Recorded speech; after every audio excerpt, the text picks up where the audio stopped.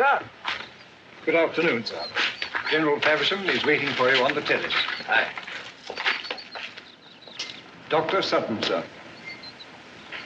You've had a long journey, Doctor. Oh, it's worth a journey to join old comrades. Are they all coming? Same crowd. A year older. Sit down, help yourself. Thank you. Well, what's the news from London? Well, haven't you heard? Gordon's dead. Murdered in Khartoum. That's no news to me. I said that was going to happen years ago when they first sent Gordon to Egypt. He wasn't hard enough. They wanted someone like you out there. Just what I was going to say myself. First time for 100 years there hasn't been a Faversham in the army, and look at the mess they make. I'm too old and the boy's too young. My own fault for not marrying sooner. You remember the boy? He's 15 years old today. I'm going to let him dine with us tonight. Oh, good. I don't mind telling you, Doctor, I'm worried about him. Huh? I can't understand the boy. I sent him to the best army school in England, spent half my time telling him about his famous ancestors, and what do you think? I found him this morning reading a poetry book. Shelley, of all people. So I want you to help me lick this boy into shape and make him hard. Gentlemen, the Crimea. Old comrades. Old comrades. Arnold.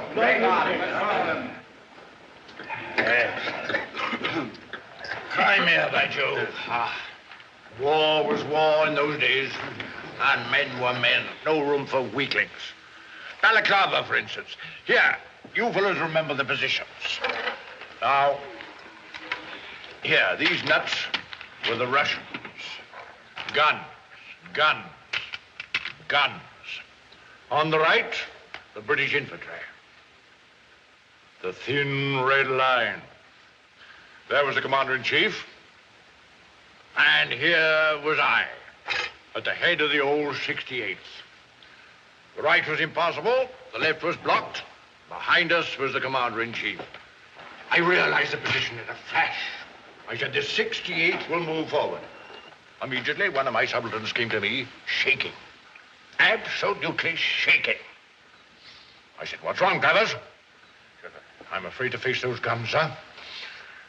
I said, would you rather face me? He took one look at my face and off he went.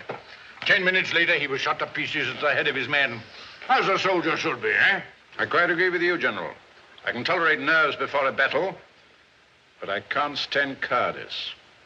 I remember a soldier at Inkerman when a Cossack charged down on him. I saw a man raise his musket, fumble with his trigger, and then turn and run. The Cossack's lance went in at the back of his neck and came out in his throat. Best thing that could have happened to him. Do you remember Wilmington? Wilmington? Fine old service family. Father killed at Inkerman, grandfather blown up under Nelson, and uncle scalped by Indians. Oh, splendid record, splendid. What happened? Well, the general ordered him to gallop through the lines with a message. Paralyzed with funk. Couldn't move. General sent his adjutant. Killed before he'd gone 50 yards. Sent his ADC. Head blown off. Then he went through with the message himself. Lost his arm. Ruined his cricket. Oh, yes, I remember now. He disgraced his family. His father disowned him. Hung about for a year or two and then blew his brains out. Yeah, he had the courage to blow his brains out. Courage? Last spark of decency, that's all. There's no place in England for a coward. Harry, past 11. Time you were in your bed. No. Sit you down, my boy. Sit you down. Hey, it's the boy's birthday, and we've not drunk his health. Go ahead, General. A toast to Harry. And may he prove the bravest of the Favershams. To Harry. Harry.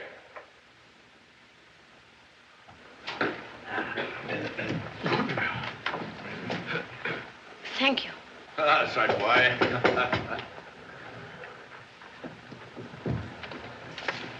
Good night, Father. Good night, Harry. Good night, gentlemen. Good night, my boy. Good night, Harry.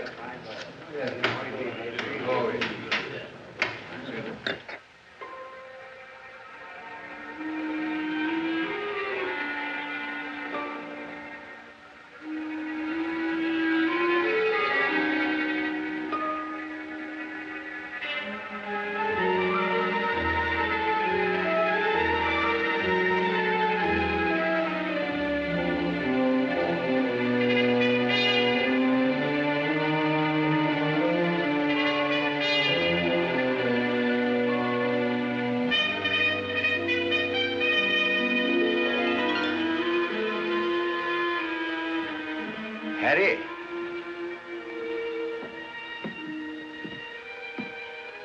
You don't remember me. I remember you, though, when you were about so long. I was doctor in your father's regiment in the Crimea. I knew your mother, too, Harry. She was my friend. And I'd like you to think of me as your friend, too. If ever you should need me, here's my card.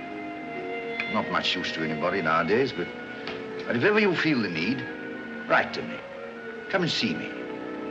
That's very kind of you, sir. Thank you. Good night, sir. Good night, Harry.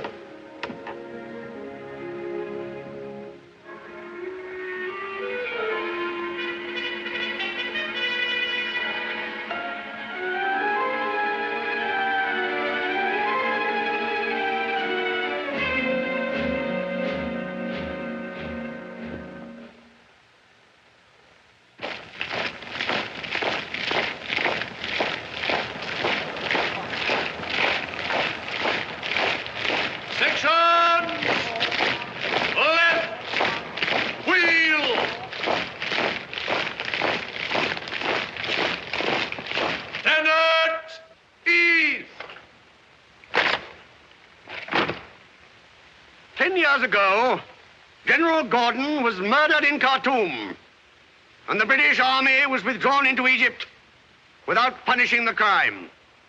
Today, the Royal North Surrey Regiment is under orders to join Sir Herbert Kitchener's Anglo-Egyptian Army for the reconquest of the Sudan.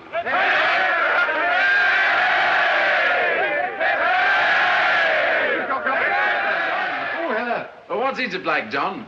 Principally sand, sweat, and sunstroke. Oh, lovely. When do we start? Can't say. Not before next Thursday. Heavens, no. It took them 10 years to make up their minds. We'll be lucky if we start in a month. Then I can give you these. Mr. Harry Faversham, Captain John Durrance, and one for Fatface Willoughby. Oh, what's all this? An invitation to the Burroughs family bean feast, complete with regimental string band, strawberry ices, and a performing troupe of hired waiters. Oh. Yes, my sister's coming of age. Ethne's 21 next Thursday, so father's letting himself go. Champagne? Gallon. Oysters? Oysters in June? Don't be a fool. I had my coming. I had the sense to have born in March. Father's going to be terrific. He's written 4 speeches already, and he's been rehearsing them in the bathroom.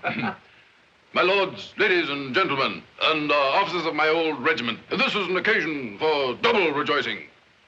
I am proud to announce not only my daughter's coming of age, but also her engagement to the son of my old comrade in arms, Mr. Harry Faversham of the Royal North Surrey Regiment.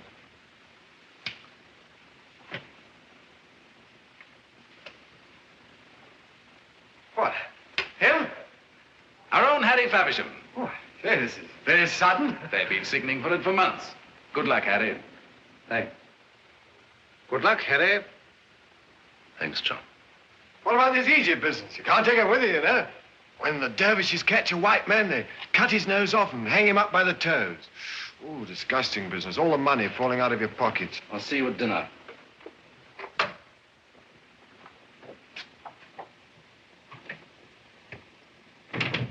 Oh, did I frighten the poor lad? Shouldn't be surprised. I don't know what's come over the lad. Can't take a joke. Never takes a drink. Moons about all day. Reads poetry all night. That's love. Give me indigestion. Oh, time to get changed. So long. So long. I'm sorry, John. I was a fool to make a joke of it like that. I know how you feel about it. That's all right, Peter. It was for her to decide. I wish it had been you all the same. See you at mess. After all, there are plenty of other girls. Plenty. For other men. Many years ago, I fought in the Crimea beside that very gallant soldier, General Faversham. whose death last year was such a loss to us. Tonight, I am proud to announce the engagement of my daughter to Harry Faversham, my dear old friend's only son. 10 years ago, when Harry was a boy, I raised my glass in his honor with the toast, may he prove the bravest of all the Favershams. Harry Faversham, coupled with the name of my daughter, Ethne. Good luck. Good luck, Harry. The company is now dismissed. The business of dancing will now commence.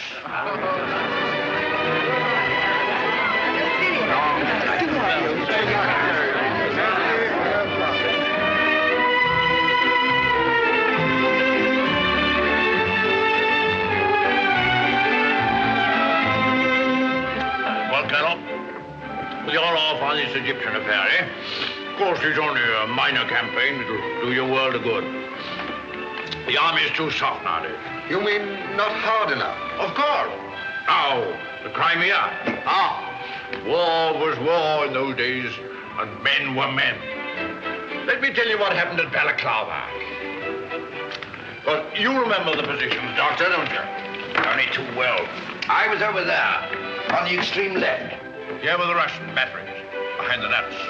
Guns, guns, guns, guns. On the right, the British infantry, the thin red line. I suppose they didn't get much to eat. What are you talking about? Well, sir, you said they were so thin. The line I meant, not the men. Oh. By here was the commander-in-chief. And here was I, at the head of the old 68th.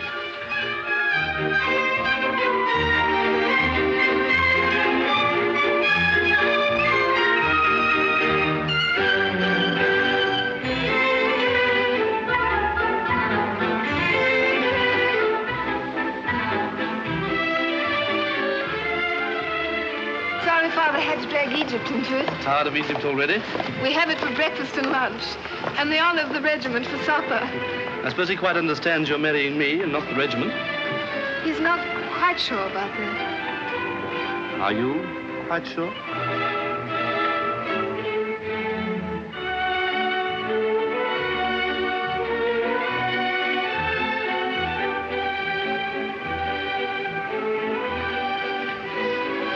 When we are old and creaky with rheumatism, we shall look back and think of this night. Ethne, you'll never creak, never in your life. We shall creak with the best of them. And through the creaks will come the sound of this dance music, and the light of the moon, and the scent of the flowers. This is a solemn occasion, Harry. A memory is being born tonight. A memory that will stand the test of all the years. Moments like this are better than all the memories in the world. The memories will be the best, because they'll be right out of reach of uncertainty and care. Memories just float about on their own, with no shadows upon them. Dance music, the moon, and evening primroses. That's all.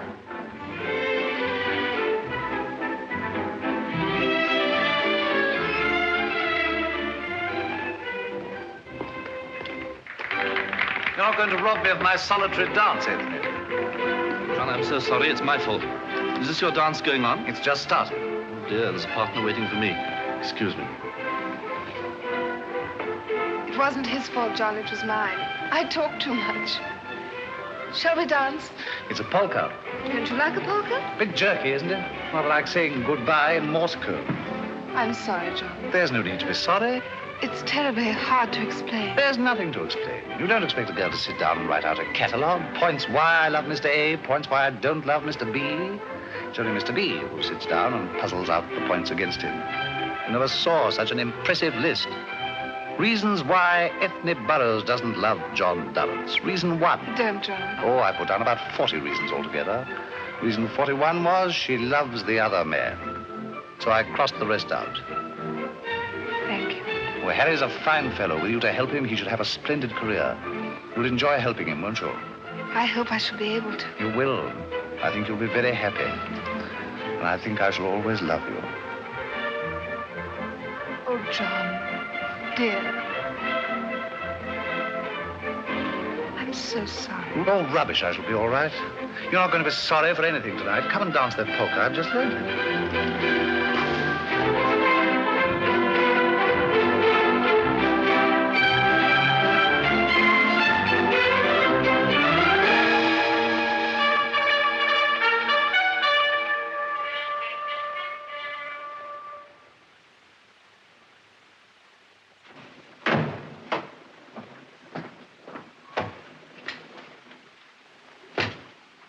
Feversham? See what he wants, Lover. He wants to see you privately, sir. Oh, very well.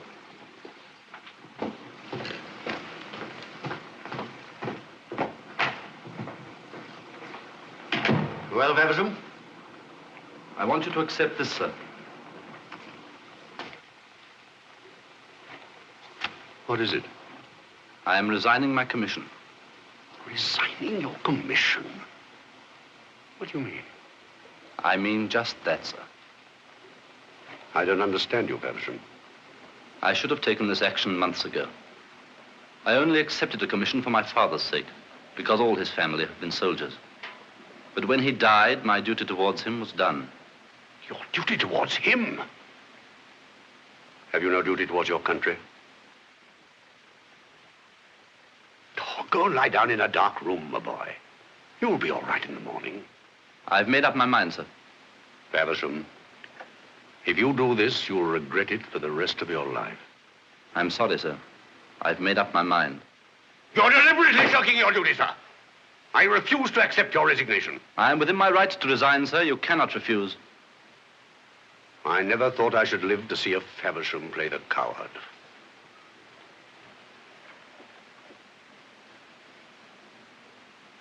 May I go, sir? Yes. Go.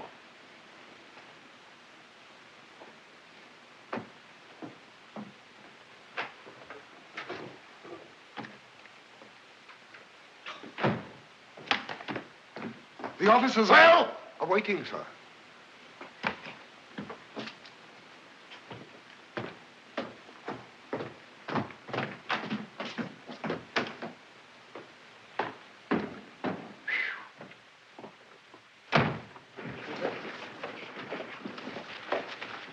Gentlemen, final orders have just arrived. The regiment leaves on Thursday. We march to Portsmouth and embark at midday. I've just received this telegram from General Kitchener. Glad to welcome your regiment to my command. Well, that's very nice, sir. Gentlemen, there will be one change in regimental orders for the 15th. Mr. Faversham has seen fit to send in his papers on the eve of his regiment sailing for active service. His place will be taken by Mr. Parker, who was to have remained at the depot. Glad you're coming with us.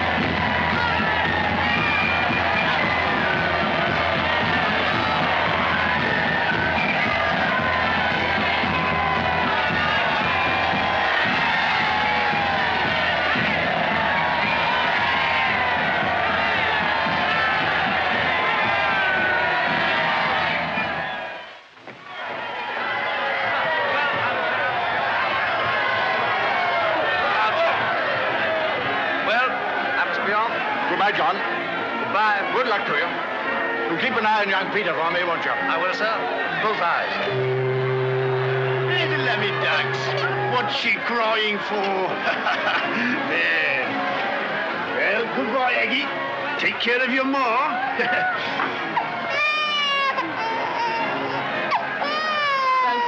Goodbye, lovey. Don't take on now. I'm all right. kids are going to miss you. Goodbye, my boy. Goodbye, Father. Goodbye. The dogs are going to miss you. Yes, sir.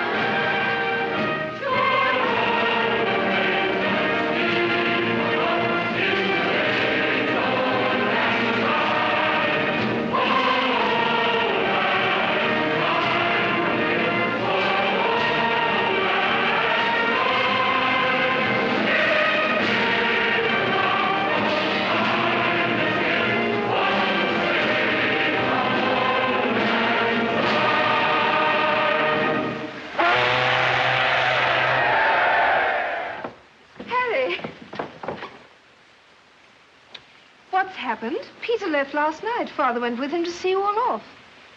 They've cancelled it. You're not going after all? They've gone. The regiment sailed this morning. But I haven't gone with them. I don't understand. We've discussed it so often. The futility of this idiotic Egyptian adventure. The madness of it all. The ghastly waste of time that we can never have again. What have you done, Harry? I've resigned my commission. I should have done it sooner, long ago. It's released me from the life of an imposter. That's all a man is when he fails to be true to the things he believes in. I believe in our happiness. I believe in the work to be done here to save an estate that's near to ruin. To save all those people who've been neglected by my family because they preferred glory in India, glory in China, glory in Africa. Excuse me, miss. This package has just arrived for Mr. Faversham, addressed in your care and marked urgent, miss. Thank you.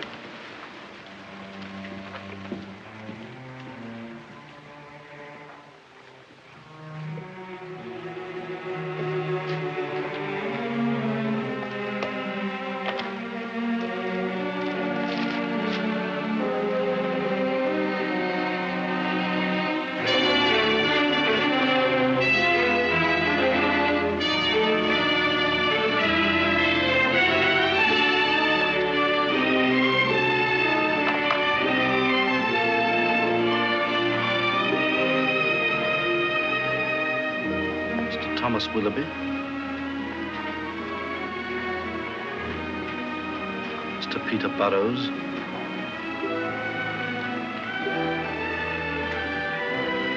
Captain John Durrance.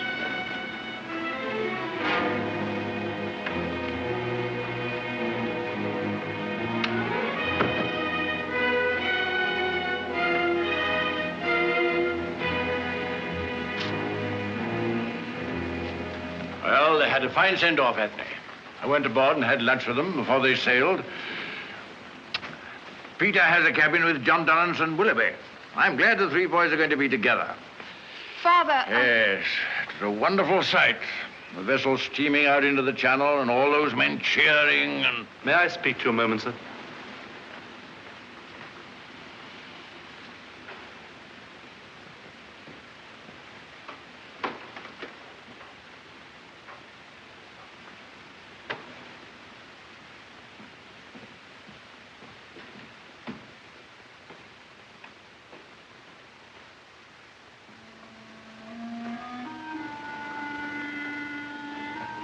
It was cruel to send these.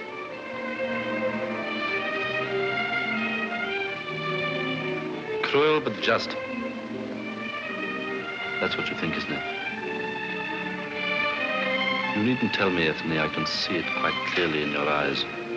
We agreed always to be honest with each other, Harry. To keep no secret from each other. When you did this, did you believe that I should be proud of you? I thought you'd understand. We've so often talked of these things, and we've always understood each other. I know, Harry, we've talked and we've dreamed of things we'd do if we were free. Some people are born free. They can do as they like without concern for consequences. But you were not born free, Harry, and nor was I. We were born into a tradition, a code which we must obey even if we do not believe. And we must obey it, Harry, because the pride and happiness of everyone surrounding us depends upon our obedience. I quite understand.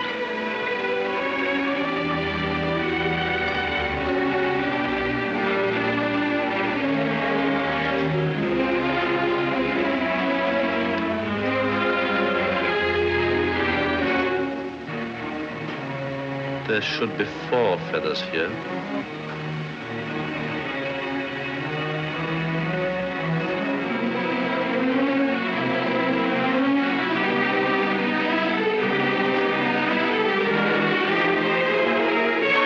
We agreed always to be honest with each other.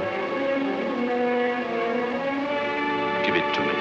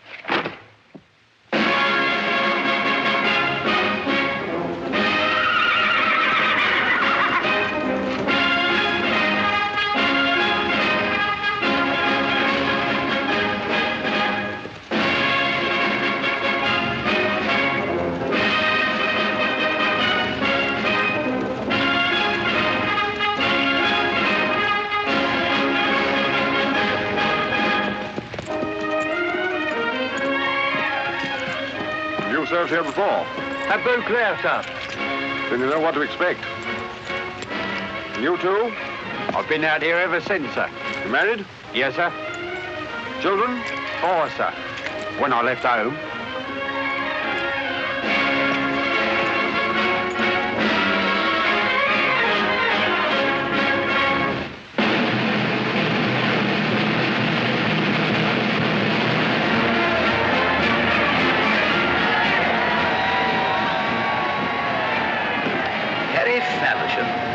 Doctor? Why, what's happened? I thought your regiment had gone. Oh, yes, they've gone. Like the guards have gone tonight. Years ago, Harry, I gave you my card. Do you remember? Yes, Doctor, I remember. In case you ever needed any help. Come along. We'll have a quiet supper at my club. It's just across the park. The naval and military. No, not there, if you don't mind, Doctor. Let's go to my rooms. Very well. You tell me you left the army because your duty to your home was greater than your duty towards a crowd of African peasants. Well, there's nothing dishonorable in that, Harry. If that's all, if that's the whole truth, then these feathers are an insult to be treated with the contempt they deserve. If that were all, I should have put them on the fire and you would have never seen them. But you know that it's not all. Just as Ethel knew.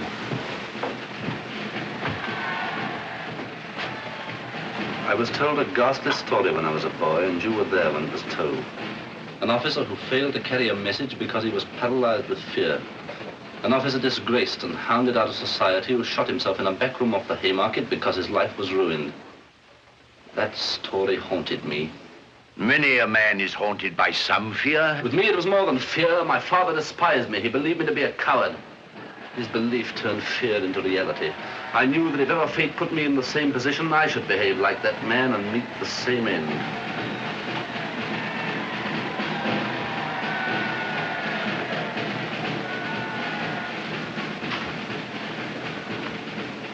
I am a coward, Doctor. If I'd been anything but a soldier, I might have lived my whole life and concealed it. But to be a soldier and a coward is to be an imposter, a menace to the men whose lives are in your hands. When orders came for Egypt, I knew that fate was closing in round me, just as it closed round that other man. I fought against it. I believed in all the reasons I gave for shirking my job. I deceived myself, but I didn't deceive my friends. The men who sent me these feathers knew me better than I knew myself. The man who tries to cheat his fate is more than a coward, he's a fool as well. Yeah, you're wrong there, Harry. I never met a fool who had the imagination to be a coward. If I thought you were a coward, Harry, I should take this with me. Fight you for it if necessary. It's because I know you've no intention of using it on yourself that I leave it here.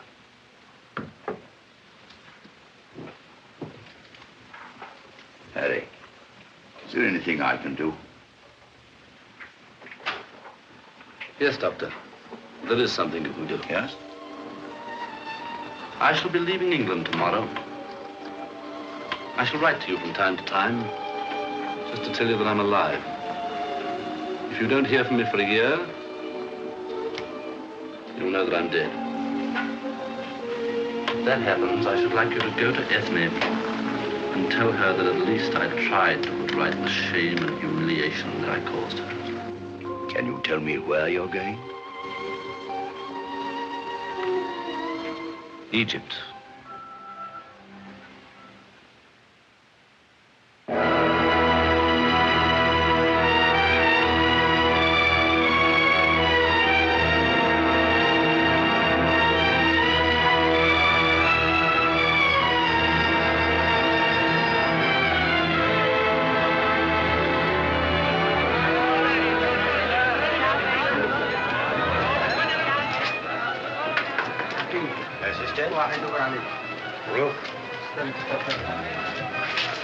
Dr. Harris? Yes? I've come from England. I'm an old friend of yours, Dr. Sutton. Dr. Sutton, I remember him. I served with him in the hospital in India. How is he? As well, he sends you his greeting. What may I do for you? I have a mission to reach the army of General Kitchener. I want your help to disguise me as a native. You speak Arabic? No. You have some native tongue? No. But the army of General Kitchener is 400 miles away, across country in the hands of the enemies. How then can a doctor help you, except to certify you as mad? I'm told there is a native tribe called the Sangali that once revolted against the Khalifa. And in revenge, the Khalifa branded them, cut out their tongues from their heads, and made them outcasts. You know the brand? All men know the brand of the Sangali. Then you understand the reason of my visit, Doctor. But, my dear young man, you will miss your tongue in many ways. I will keep my tongue. No one will look for it if I'm branded. I can stain your skin, but I cannot imitate a scar that would escape detection. That I understand. Is your mission then of such importance? May I stay in your house until the wound is healed?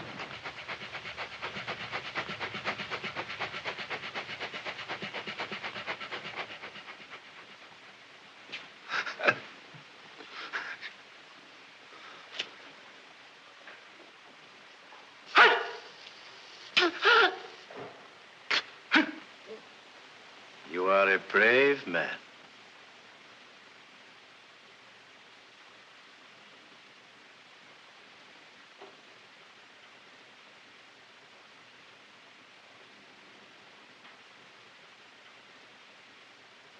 Ah, Lawrence.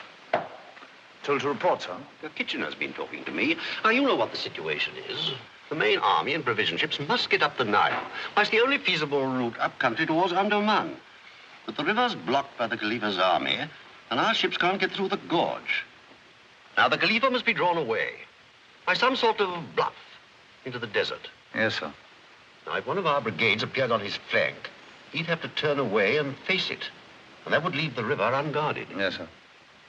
Now, General Kitchener can't spare a regiment, much less a brigade, but he can spare a company. Number 5 company of the Royal North Surreys. Thank you, sir. 1 section, by the left, quick march. Number 2 section, by the left, quick march. 3 section, by the left, quick march. 4 section, by the left, quick march.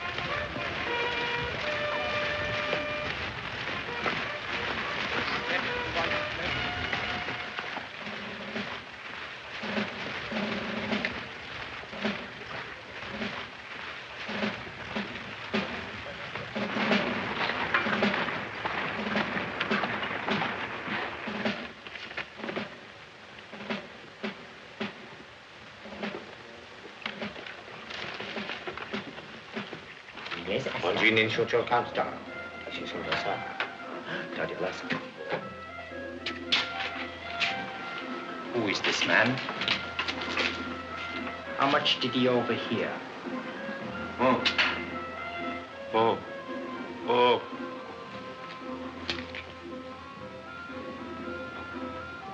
Sangali. Very good, sir.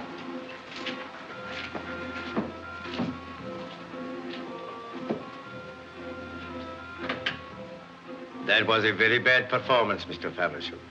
No true Sangali would enter a room with the self-assurance of an Englishman. Why was that fellow in such a funk? He was terrified you might betray him. Oh, I see. But for myself, I have no such fears. But I must admit I should feel a little more comfortable if you would tell me frankly why all this, the wandering, the disguise. In England, 4 people gave me a white feather apiece. They've got to take them back. A mad race, the English. No, not so mad. In England, a white feather is the mark of a coward. Ah, I see. Then why worry? Be a coward and be happy. No, Doctor. I have been a coward. And I wasn't happy. Tell me, did he bring any news? Yes, he says the North Surrey Regiment has left Abdu Hunt. By crossing the desert, you could pick them up at the Nile, perhaps near the 5th Cataract. Part of Kitchener's army is going up the river in boats. They will be hauled up the cataract by native labor. There is your chance.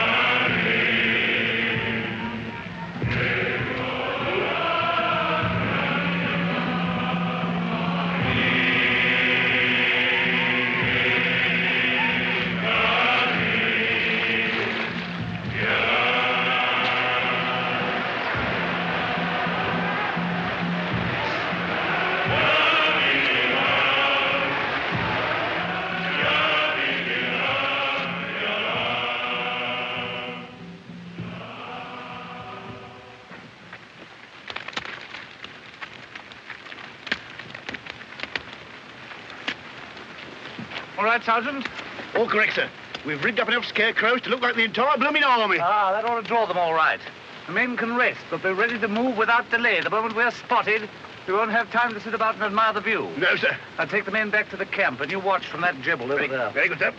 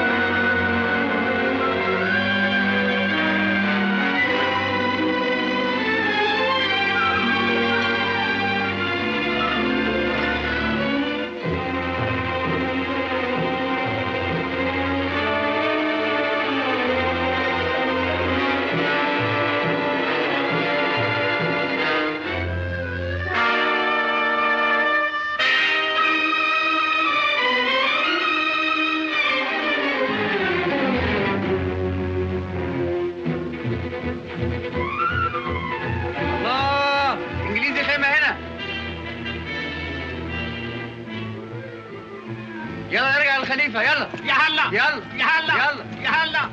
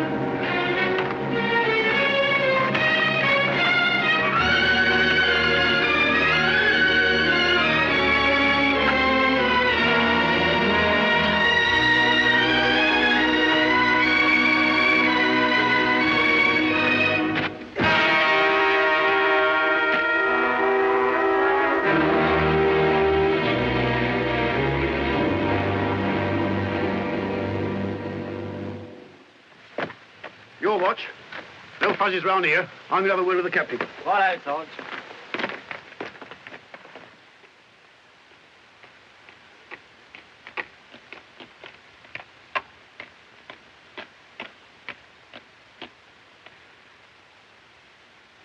Blimey! 2 men! Chris! It's a double! Get the rod. Come on, give me a hand.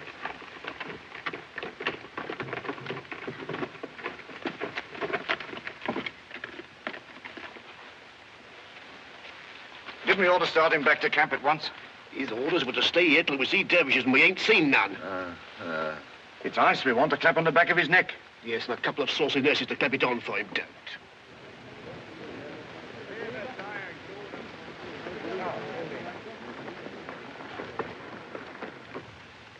Can you see anything? No. I can't make it out. He said he'd be back by dawn at the latest. Well, perhaps he's spotted a covey of dervishes and wants to keep an eye on them. No, if he'd spotted any dervishes, he'd be back in no time.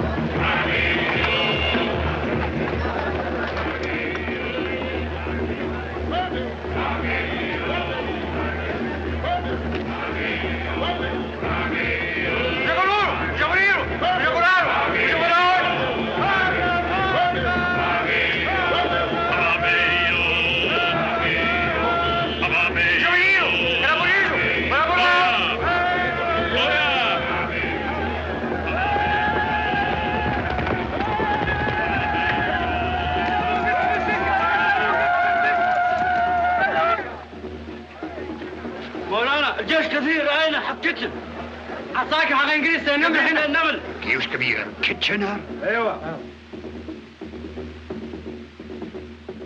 نفير نفير نفير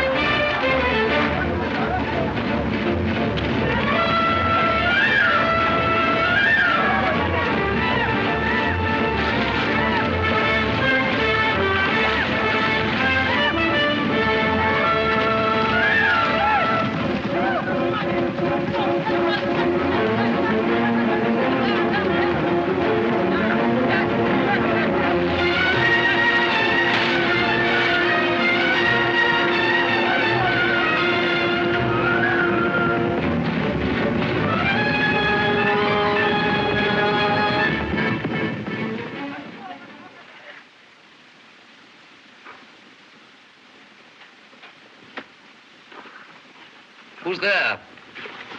Corporal Evans, sir. How long have I been lying here? Since this time yesterday, sir. What's the time now? About 3 o'clock, sir.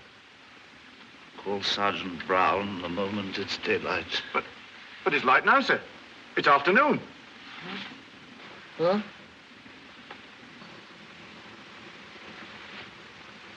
Call Sergeant Brown. Yes, sir. Sergeant Brown, what is it? The captain wants you. All right. Sergeant Brown here, sir. Come in, come in. Good to see you better, sir. No sign of dervishes yet? Yes, now strike the camp immediately. I spotted dervish yesterday. There's not one moment to lose. Very good, sir. Over clock, calling you men. Two, take the captain's door. Come on, the double there.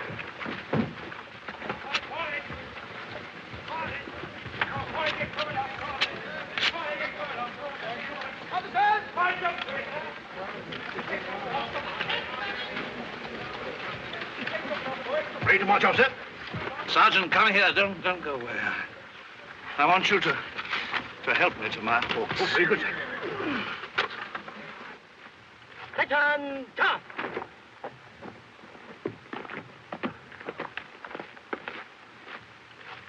Climb, Barrel, strike the tent, put on the mule, and pull us up behind.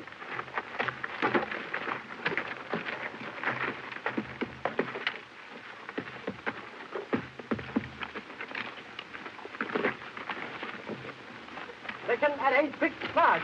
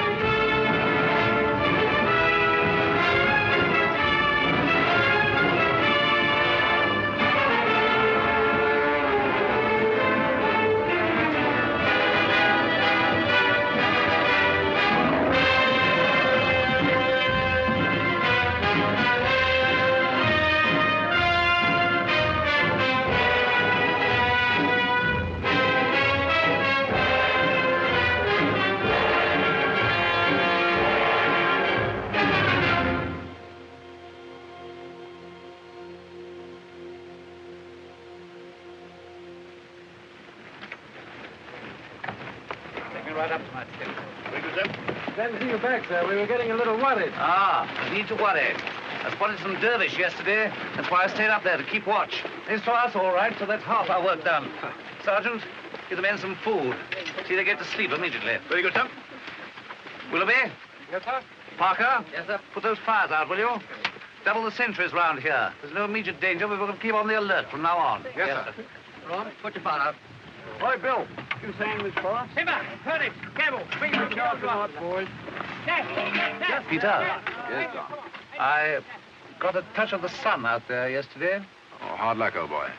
I know what it is. I had sunstroke when I was a kid at school. Oh? How did it affect you? Well, it gave me a devil of a headache. Oh. You know, you look a bit done in, John. You ought to take a good rest. Yes, now listen, Peter. We're not in a healthy spot here. Things may be a good deal worse before we're through. I'm feeling a bit groggy. I'm going into rest now. Will you look after things for me here tonight? Yes, of course. Shall I help you in? No. I'll be all right in the morning.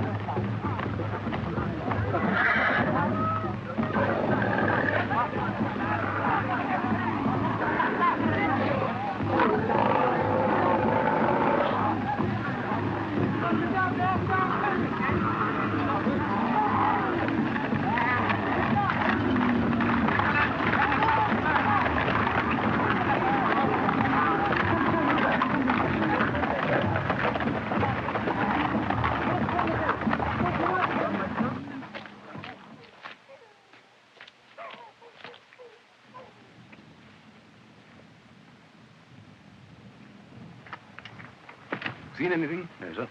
Well, keep your eyes open. Very good, sir.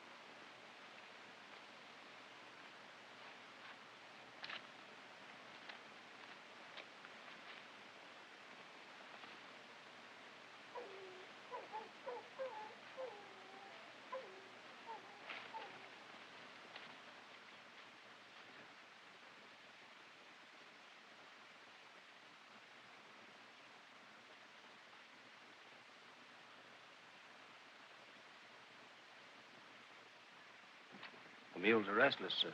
Bad sign. Yes, I know. I should be glad when the sun rises. Yes, sir.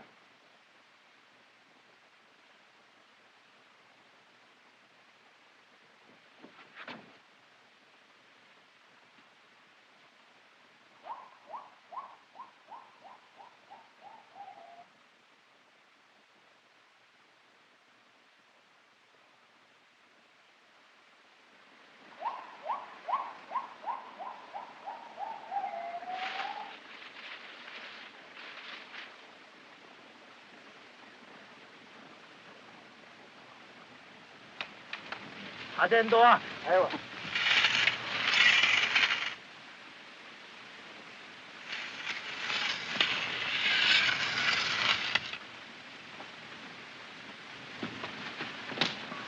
Alarm!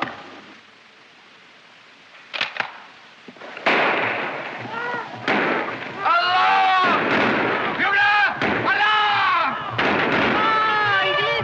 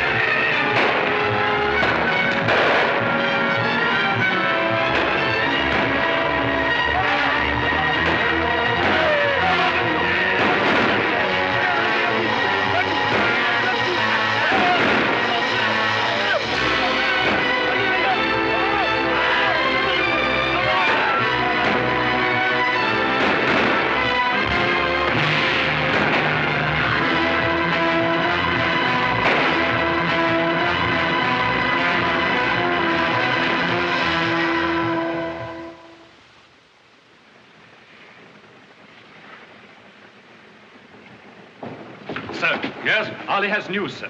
Good. What does he know? Said, Habakois, El Khalifa Sabenil Magish. Huh? Well, the Caliph has left the Nile with his whole army. Fine, that's the news we're waiting for. Ransom, give all this a sail at once.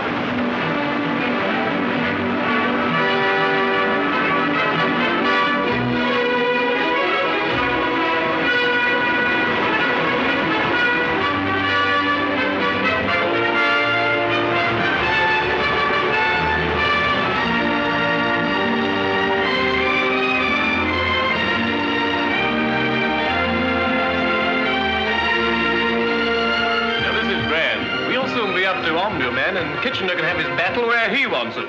Thanks to Durrance. He's done a magnificent job.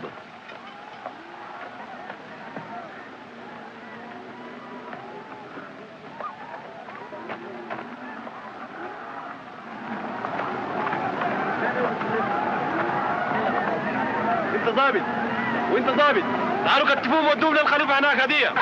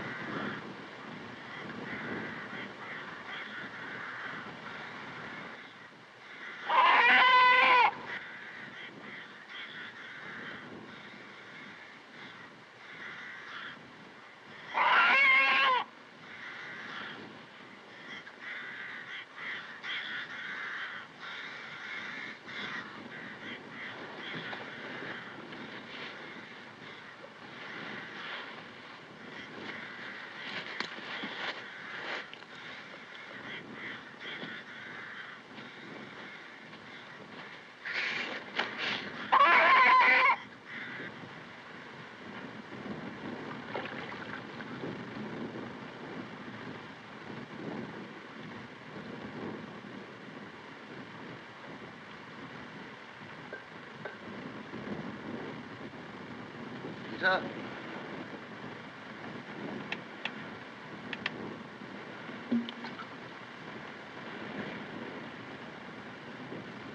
Is that you, Peter?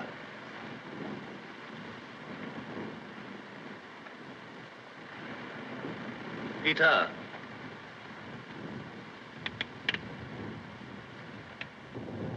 Peter? Peter? Peter?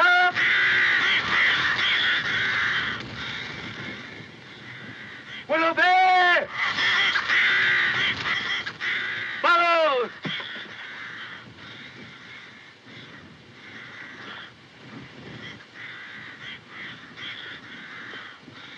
Peter! For God's sake, answer me! Oh, is that you, Peter? I'm blasted, dear man. I can't see, Peter. It's no good pretending anymore. I can't see. I'm blind. The sun got me out there in the mountains.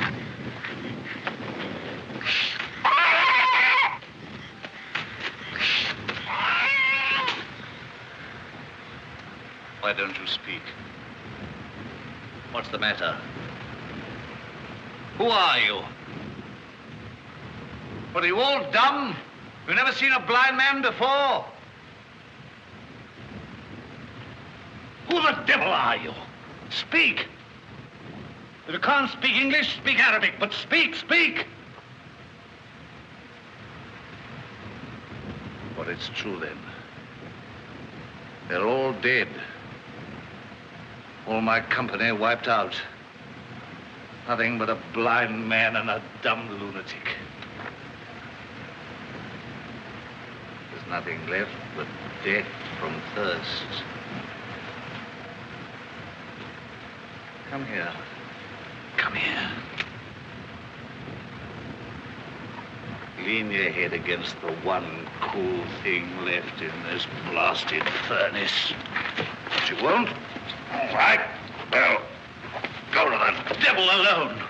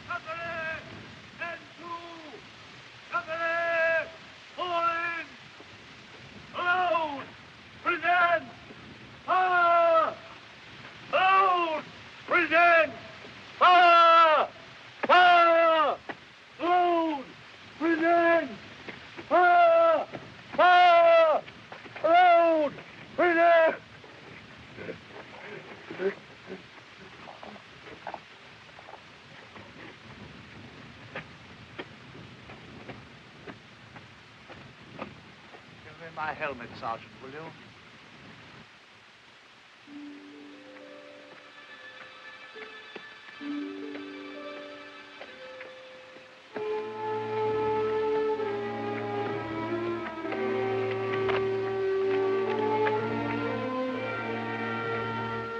Evening.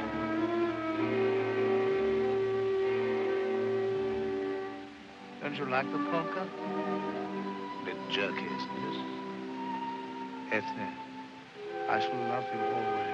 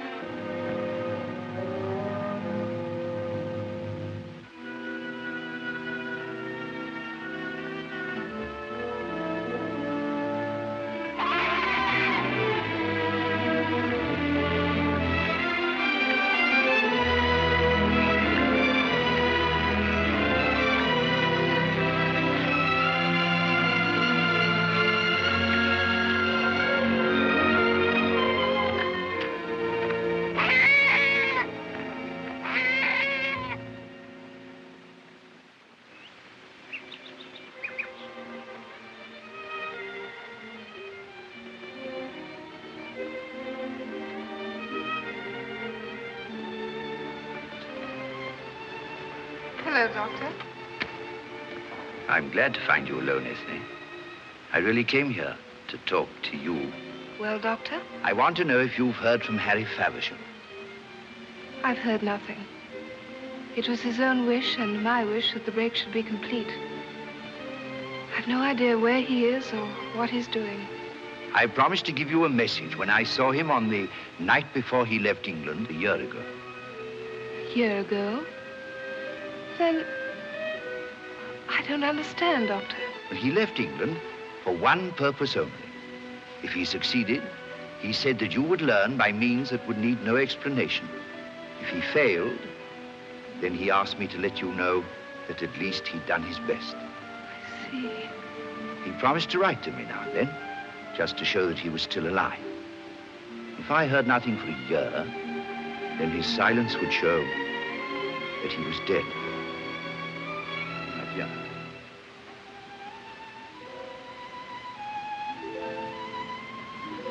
So that's the end. You think I behaved brutally to him, Doctor? No. I did behave brutally. I behaved like the worst kind of coward. I failed to help him when he was so terribly in need of help. Nothing that you could have done would have made him alter his decision. I could have helped him. If you'd gone on your knees, you could have done nothing. His mind was made up. You must always remember that, Ethne. For the sake of his memory and for your own happiness. Oh, Ethne! What are you two mooching about outside for? Just having a dose of your country air, General. It'll be a dose of bronchitis if you don't take care. Come on in, Ethne, give us some sherry.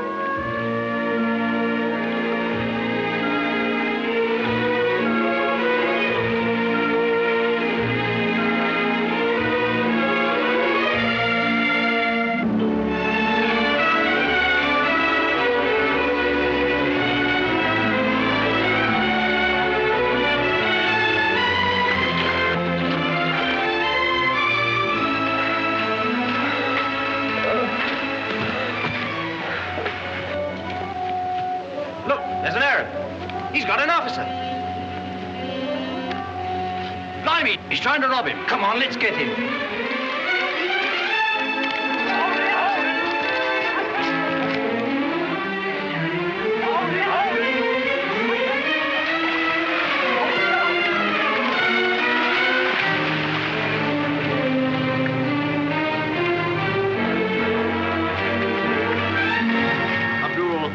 has to say. Yes, McKay. Gentlemen, then. Callum! Mr. Dusky, Callum?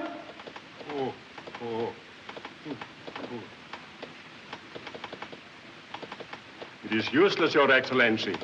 He's one of the Sangali tribe. He cannot speak.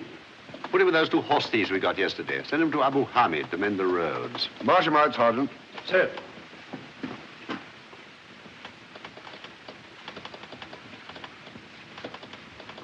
The doctor, sir.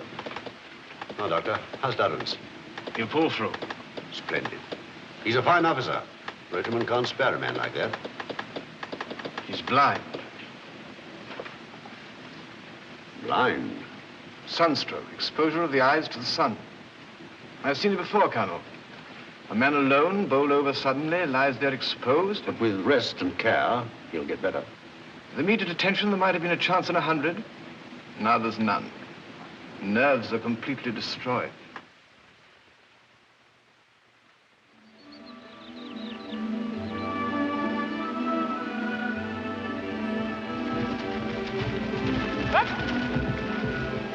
Good work, boy. Good work. Good work.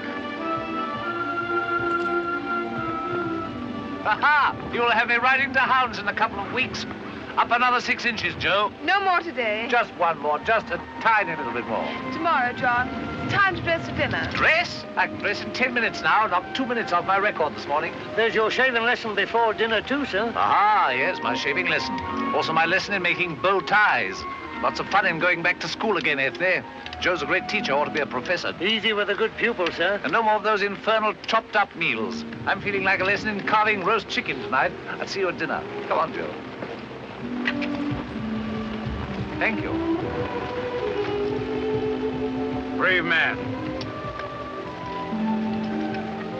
I hope I can make him very happy.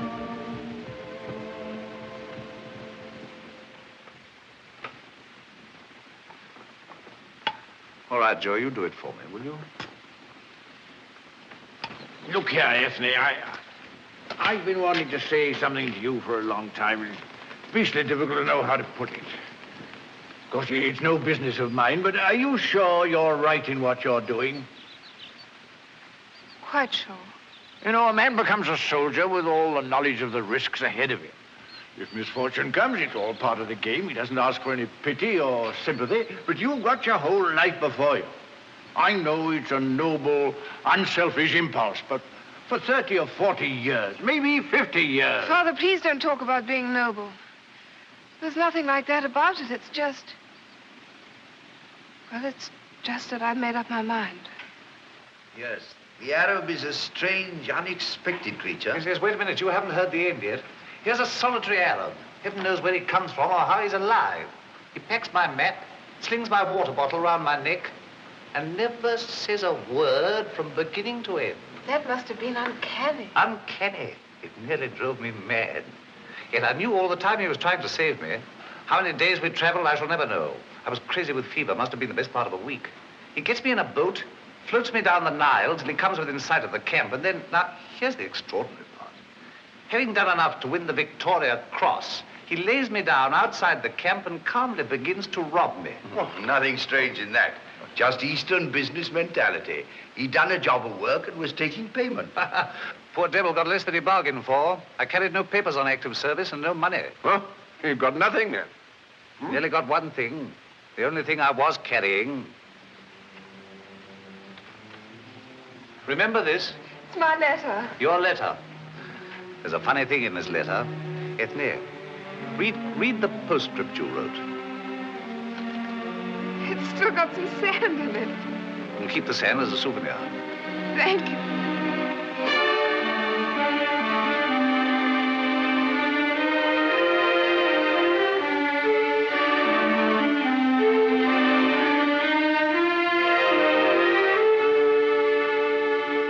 Go on, read the postscript. Let me read it. P.S. Take care not to get sunstroke. You always said I knew too much to take advice.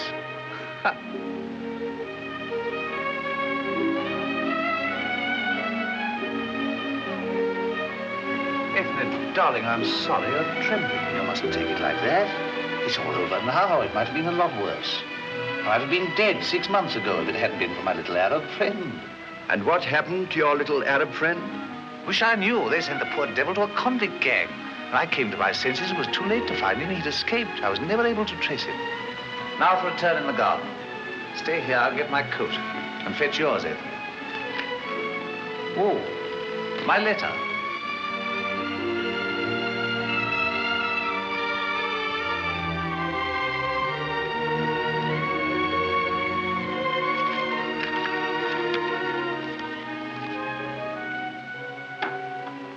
Thank you.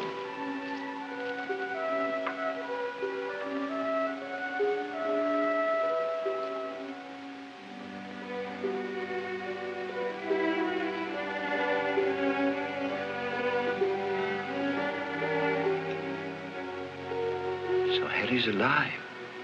Or was when he paid that debt.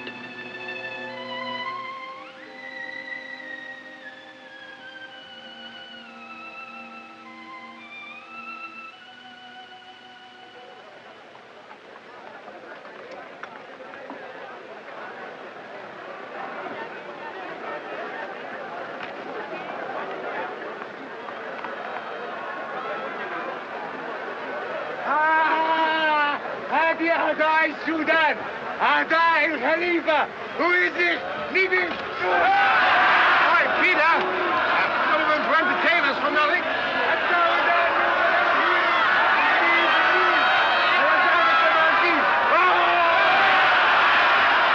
I had my hands free, I'd applaud. I had my hands free for 10 seconds, I'd strangle that filthy little blighter with a monkey. Get her!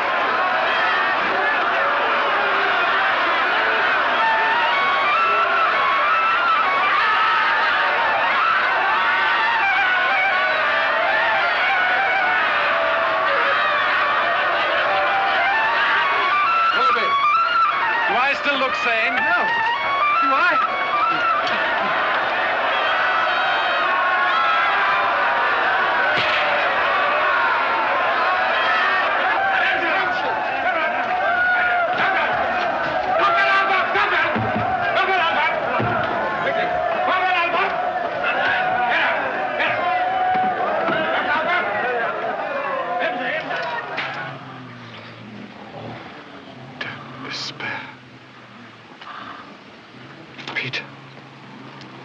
Peter. Perhaps our message got through. Perhaps Donald did get away and sent this fellow to give us some hope of escape from this hell. Escape? I wonder. I wonder what his plan is.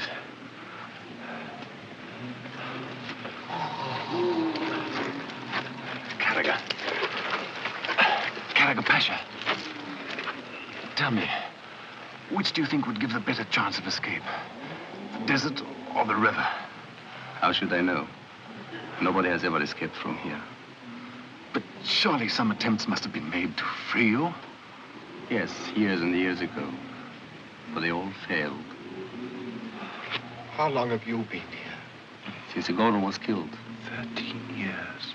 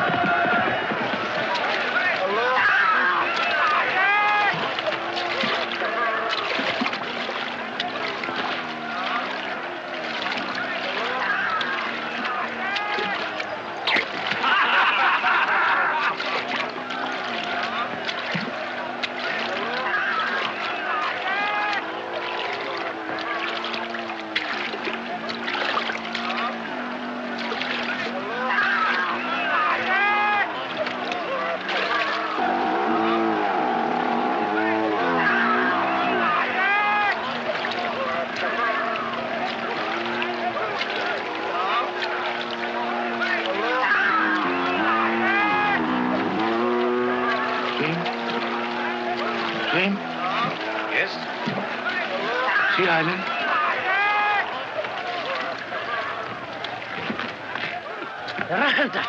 Tomorrow, boat waiting.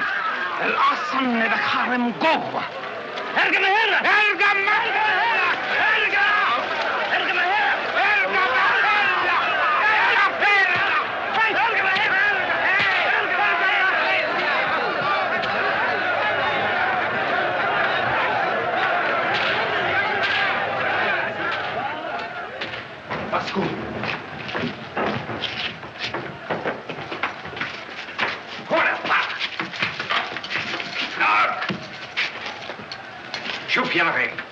And so, the man musician Ondorman was a British spy. Gala Inglese. What message did you give to your British friends? Calavanus. The Khalifa will reward and spare you if you will do his bidding. What do you know of Kitchener's army? Calabasemo. If you won't answer, we'll flog you until you do. Answer! Horrible!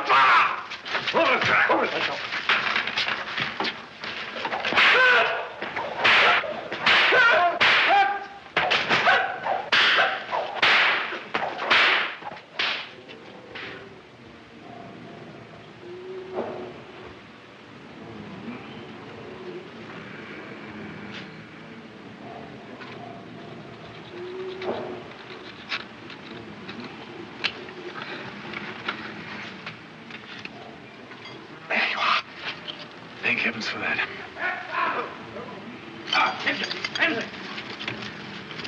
Copper! Copper! Hold cover 10!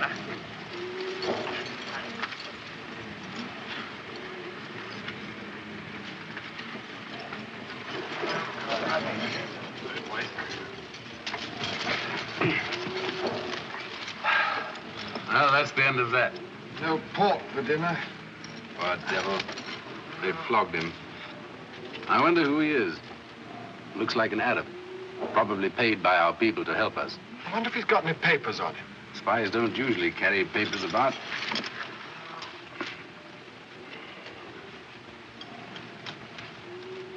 Well, I made a nice mess of that, didn't I?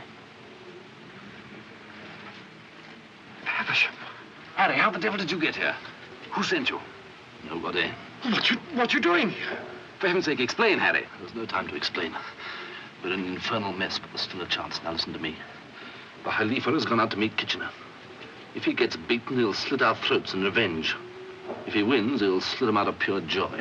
Right opposite the prison gates is the arsenal of the Khalifa. That's our one chance. Just a couple of guards and a few storekeepers, and that's about all. Have you got that file? Yes, that file's an absolute brainwave. Right, we must work like blazes. Now, is there anybody here who understands the language of these poor devils? Yes, that old fellow over there. I'll go and fetch him. You all right, Harry? I'm all right, face. Harry, this is Karaga Pasha, once governor of the province of Kordofan. You speak English from the language of these people? I speak Arabic and Greek.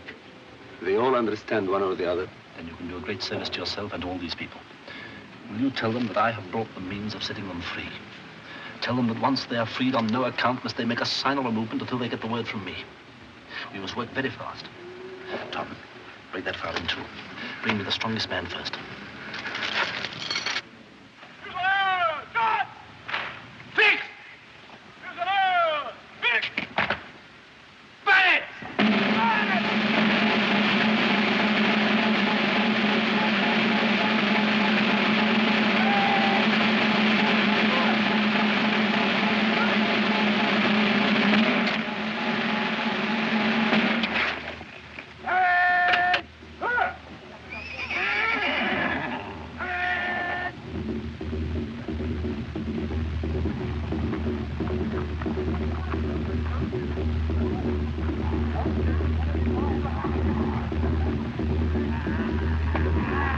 They're deploying to attack, sir. It's their whole army.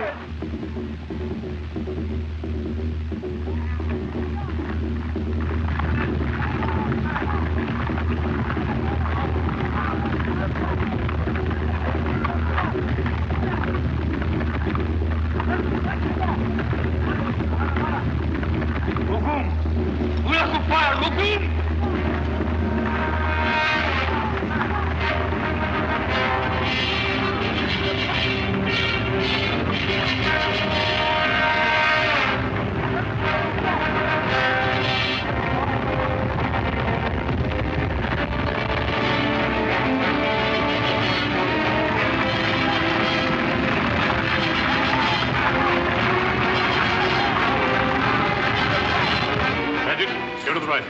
Friendly, go to the left. Tell the brigade to take up their position. Tell them to withhold their fire until the last possible moment.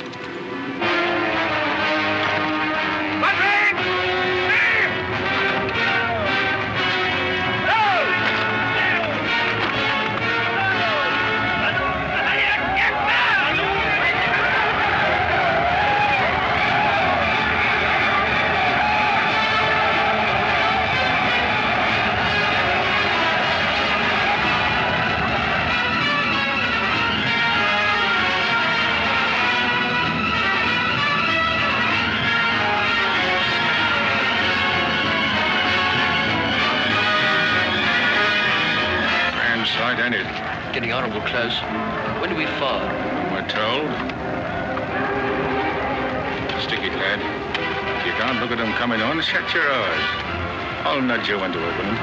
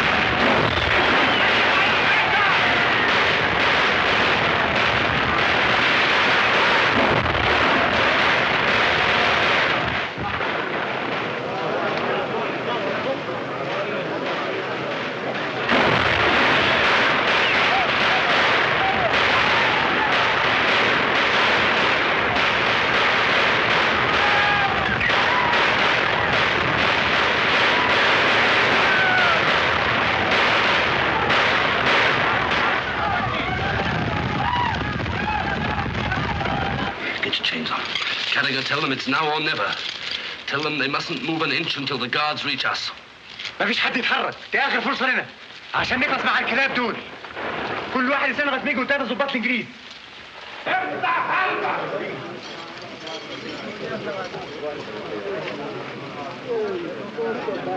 أنت كفري! أنت يا كفري! أنت يا كفري! هو يا جا! هو يا جا! هو كبيرة! هو علي! مصطفى! وسع الهجوم! هو كان الكفري!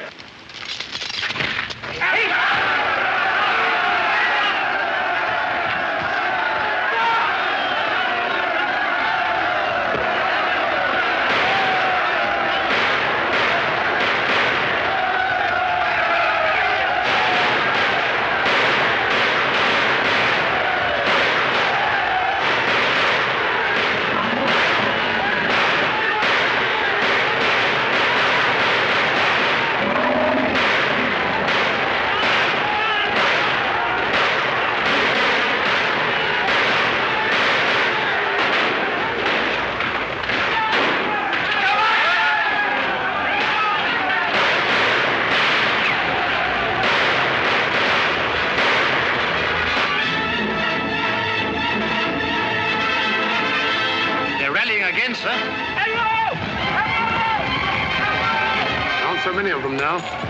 No of us, sir.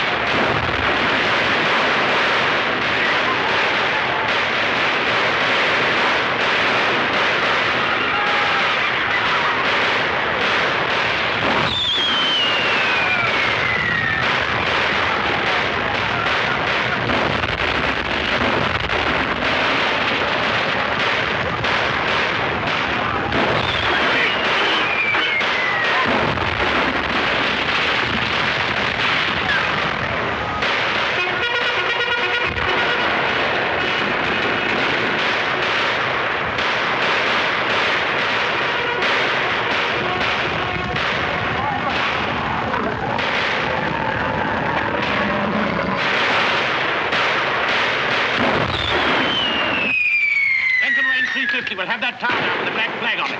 That's the arsenal, sir. Good, then we'll blow it up. Length and range, 350.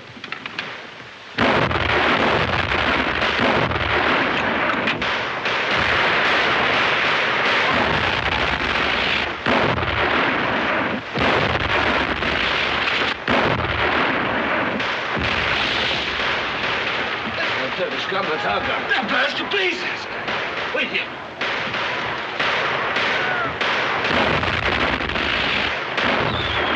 They're firing on the black flag. Stand down. Something else on the stage. Anything. This will do. Harry, look here. You want to be took from us. All right, I'll take it. All right.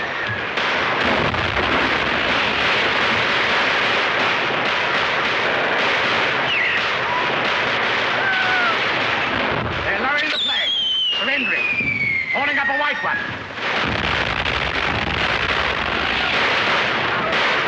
It isn't white, sir. It's ours. What?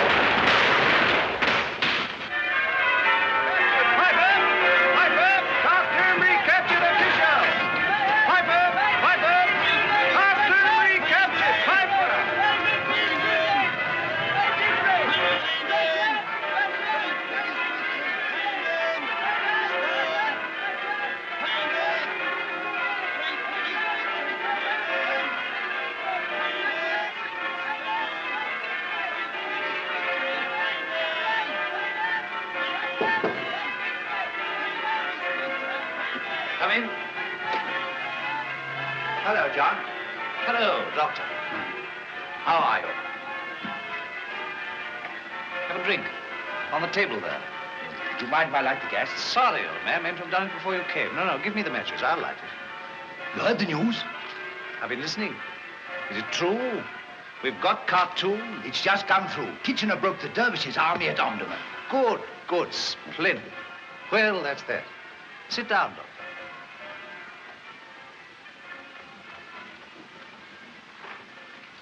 Whiskey? Not just now, John. You've seen Dr. Westley? I've just left him. Heine, the German specialist, was there, too. Oh, nice fellow, that German. Took a lot of trouble.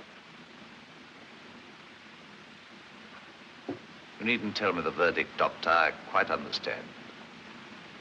I think it's what you expected, John. He doesn't feel that an operation... Neither did I. A man gets to understand these things. If there been any sort of spark left inside that could be fanned up again, I'm certain I should have felt it there. I've known for some time that they were stone dead. Heine explained that the trouble sometimes comes from a lesion that can be repaired by operation. In your case... In my case, it's a complete blackout. No harm in getting the best man, anyway. You earned your whiskey now, Doctor. Thanks.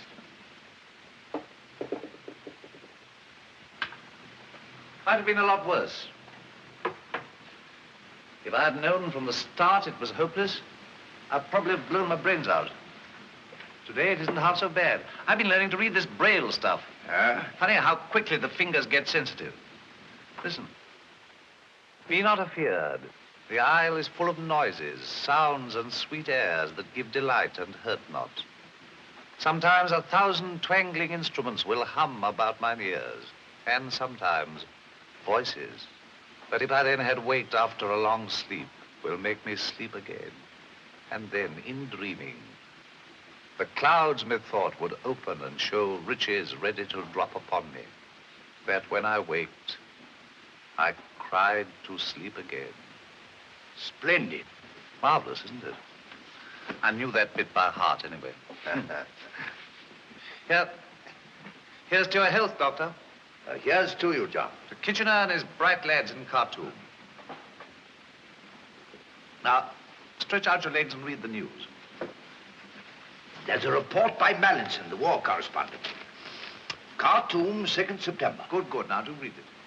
From the shadow of Gordon's palace, I am proud to send news of a glorious victory. At dawn this morning, after a wild night of storm and rain, scouts reported that the Dervish army was massing to give battle upon the hills above Kerreri.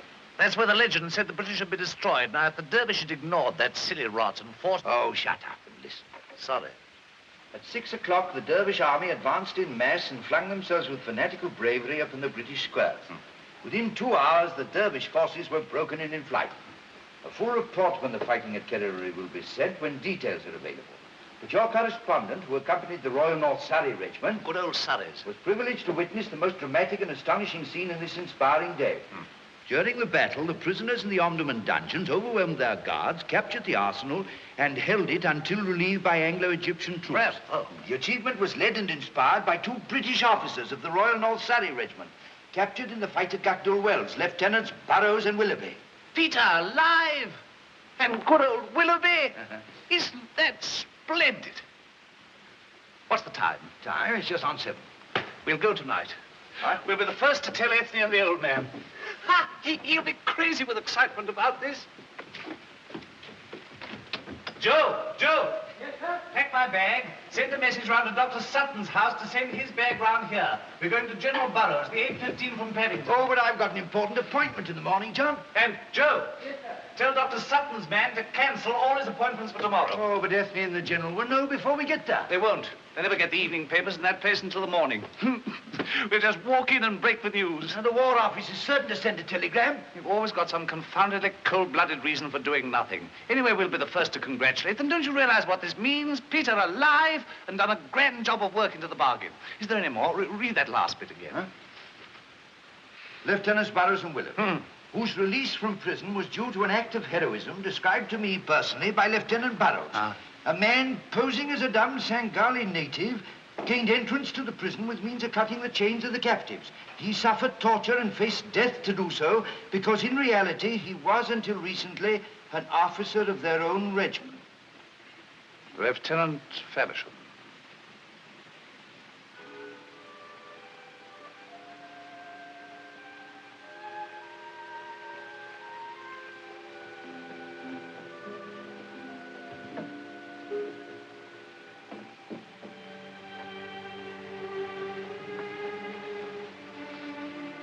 Why should he try to rob me?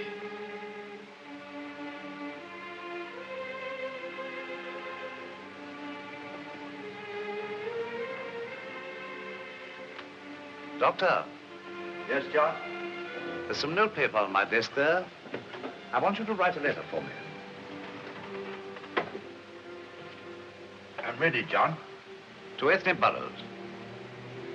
Dear Ethne, I've just had some splendid news. I've been to a famous German eye doctor, and my sight can be restored. Got that? I've got that, John. It means a long course of treatment in Germany, and I leave tomorrow. When I can see again, I shall return to the army with a happy memory of all you have done to help me through. I'll sign it myself. And add a postscript. P.S. Just heard the splendid news of Peter and Willoughby and Harry Faversham. I enclose a little souvenir of a journey through the desert with a dumb Sangali native. If you give him the chance that he deserves, you'll find he's not as mute as I thought he was. That's all. Your bags are packed, sir. There's just time for a bite of dinner if you hurry. All right, Joe. We're not going after all.